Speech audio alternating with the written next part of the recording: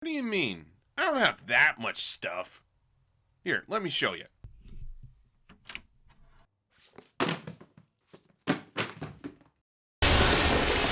Okay, maybe I should do something. Hello, and welcome to I Finally, the show where I, the Raven's Eye, will go through this endless pile of various books, DVDs, and other such bric-a-brac, and I'm going to tell you all what I think of them. And we are going to start 2021 with actually a new book, The Other Side of the Closet, a queer horror collection by Patrick J. Kane. Now, I'm not going to tell you much about my personal life, but I am an out bisexual, and I've needed to make an effort to get more queer content out there. I want more of it out there, and I need to consume more of it. So I thought this would be a good place to start. Let's read the back. The back of the book reads this as 8 stories, 8 queers, 8 fears. The Other Side of the Closet explores the real-life nightmares of the LGBTQIA+ community through a bloody and morally twisted lens.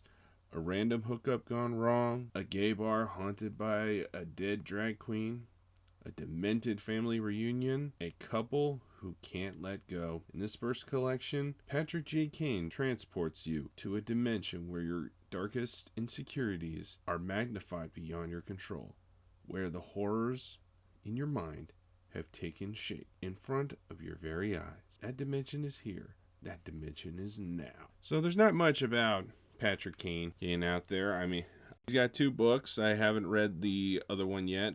Yeah, I do have a digital copy, but I know it's there. But I can say safely that, not only do I want more queer material in my life, I'm a big horror guy. I like good horror. And I've been collecting a number of horror anthologies for years, so how are we going to cover this book? Well, for one thing, I'm going to tell you right now, we're going to be spoiling aspects of it. So, anyway, to figure out how I wanted to talk about this book, I've decided it's a horror anthology. I could go 2 ways. One, in the sequence in which they're presented, or we do the countdown and I go from best to worst or worst to best. I'm going to go worst to best on this one. So we're going to start with The Boy and the Bear. This is on the bottom of the list, not because it's the worst story, but because the horror elements are not well used. Now what this is a parable. This is a pastiche of classic fairy tales, which, not a bad idea for a horror story. If you read the original Grimm's fairy tales, if you read even old mythology and fable, they're pretty heavy horror stories, just presented in different ways.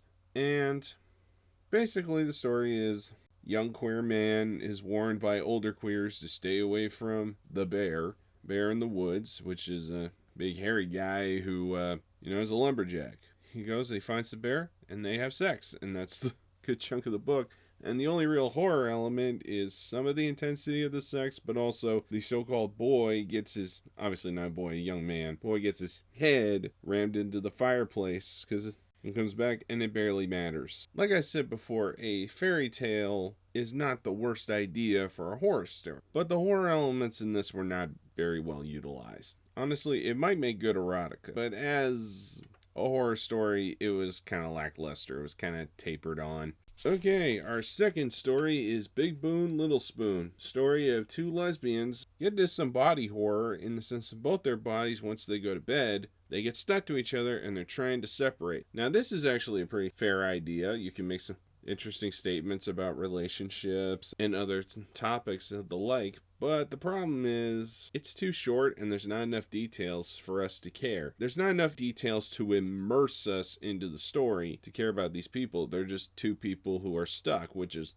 stuck together and they're like glue, which is horrifying, but we don't know these people. This would have been like if this was a short comic book and we could see the blood and we could see the skin attaching and them trying to rip the skin off. That would be something, but as a narrative piece, I just didn't think it fully went that way. I needed to know more about the two women involved. Or like, are they in a relationship where they're too clingy? Are they in a relationship that's dying but they can't get rid of it? You know, what is it about? Why did they suffer these consequences? And you know that this one just needed more. You know, you got to give me some meat to the body horror. You know, a little better, a little closer to the horror, still needed more. Our next one is Meat Up, and this is meat spelled M-E-A-T. So you might be thinking, whoa, cannibalism story. Nope, not yet. What this is this is a meetup where dude has casual meetups with various men, ends up being brutally beaten and taken to this big presentation that, you know, someone in our community would assume is supposed to be a take on, you know, religious revivals. But what it really is, it's like other gay people who think your behavior is hurting the community, so therefore we must get rid of you. Now, this story only got good later. Kind of a basic, because it includes the guy looking for someone, but he's being chased by somebody with a meat hook, and it just got kind of silly in the beginning. But then it started building and building. Once he wanted to be destroyed by the people who didn't care for him, that got interesting, because that's actually a terrifying instance of the party making an example of you when debatably they should be defending you, or at least not trying to ruin your life. Again, this is a story that I wish did more with it. I wish this was a story that did more, because I wanted to see more of the lives of these people and the conflict. But I genuinely was terrified. It gave me memories to the movie Red State. Honestly, this is getting way better, but it needed more development. It really needed more. The Local Queen. Now, this is one that a number of reviews said they really liked. And I liked it as a ghost story about this individual who, you know, gets told about this drag queen that was beaten within an inch of her life. And quite honestly, this was a really good ghost story. It was probably the first really solid story. But it's also, like, this is the mid-ground one. This is like the one where they start, this is the first story where to me, they start getting good all the way. Or they're at least structurally sound. I still think this has some flashing out, because it has this character who's non-binary and clearly doesn't care about the classic stories involving this famous queer space. And I'd like to know more of their story. Why do they not care? Why do they have a cocaine problem? Because that's one of the things that happens in the story. There's a lot here they need to build, that the writer needs to build on, as well as the dimensions between the old generation and the new generation. So yeah, I know this is an anthology, but I felt like those aspects could have used more, just a little more, and then we can go on to the ghost of the drag queen coming to haunt this person who clearly does not respect her. Redux. This is actually a pretty interesting idea, because this involves a queer person who somehow has to go back to their childhood home and gets this warped reminder of not only the family that kicked them out, but also some of their worst tendencies. And it read almost like a David Lynch movie. Like, I just pictured, like, if you adapted this for screen, you would totally go David Lynch, where with the exaggerated actions, the random moments of why, but yet everything is very precise. This just had a lot going for it, as well as the dread and also the warped memories you have from traumatic events. So, yeah, this one wasn't bad. I pretty much dug it. Next one, Circuit. This one actually I can relate to a little, because the premise of this is that a man, after getting into a fight with his partner, goes to a circuit party, which is, you know, party people have in abandoned warehouses, and is roaming. Gets more kinky than he's used to. And I relate to this just because I don't go out. I don't go out to new things, and I get nervous around new expectations of how you're supposed to act. Now, granted, I've never been to a circuit party. I've never done the whole thing. Not against them. I live in an area where I'm pretty sure they don't happen. So, but it just gets more and more unhinged. And this is where we get into our cannibalism as everyone is eating and fucking and eating each other. And it just builds and it builds and it builds and it just builds nicely. Manicure. First thing that's good about this one, we don't know the gender identity of this person. We just know that they are a person who is dealing with a lot of headaches at that moment, dealing with a lot of trauma. I compare this to something like Edgar Allan Poe's The Telltale Heart, with a little bit of the dread that Kafka deals with. So that's actually a good start. Why is it called Manicure? Because the person in question is scratching at the door, this room they cannot leave, and just damages their nails. Now we know that they do their nails and everything, it's just beaten to hell.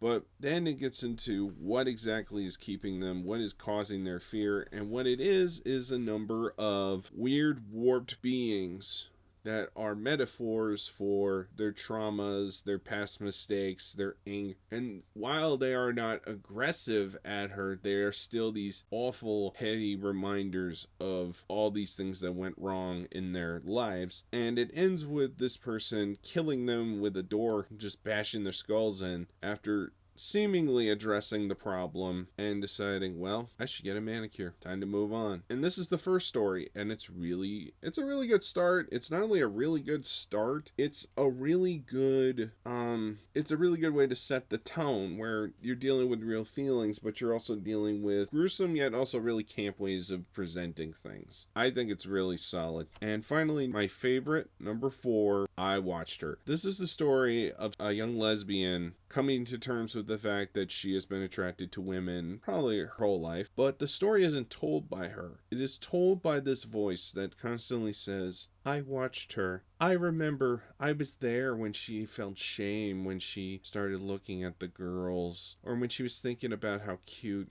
Cindy was, or when she was praying for forgiveness. And I'm even there when she had her first sexual experience. And this voice is uncomfortable. This is a narrative device that I've seen before, but is not used enough, where you are stuck with the antagonist and you can't do anything about it, and you just watch as they're waiting to strike. And it strikes with a big emotional and physical breakdown of the character. And while you probably have never seen anything that extreme, believe it or not, it's one of the tamer stories in this thing. You've probably seen something like it, where even after a moment of happiness, there's just this plummet down, depression building thing around the world that you have to deal with, that many people have to, or many people don't know how to deal with.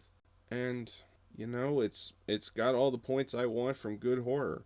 It's got a good message, really brings you into a sad mindset, just really illustrates the damaging shame a number of people deal with for no reason, and just not even to any benefit. And that's why that was my favorite story. And it's also why, being that it was number 4, why I wanted to end on number 4. I didn't want to say my favorite story was number 4 and we had 4 more stories to go through.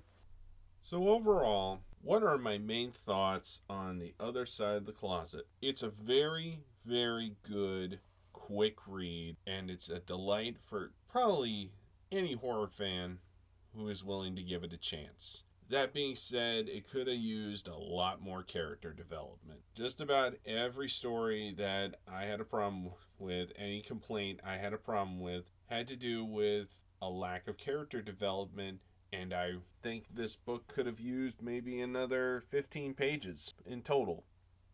But overall, it doesn't hurt it. It just could have been better. And you know what? For Patrick Kane, I think that's pretty good. I hope he understands that and does more with his hopefully budding career. And that's all I have to say. If you want to check it out, I'd recommend it. And on that note, I just want to tell everybody thank you for listening. Please share if you think anybody else would be interested. If you have to take any medication this week, don't forget to take it. There's no shame in needing help. This is the Eagle's Eye, and I'm signing out.